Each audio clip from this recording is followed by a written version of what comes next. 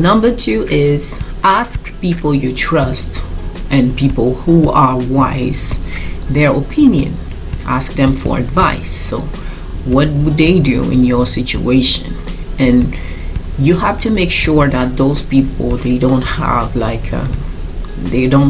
a bias. So you're gonna come to them and talk to them, and you're gonna explain the situation.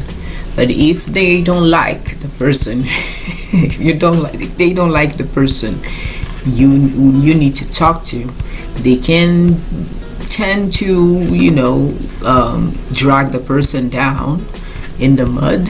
So be careful with that. So yeah, make sure that they able of staying impartial, objective, and to give you advice based on what's the best common sense thing to do.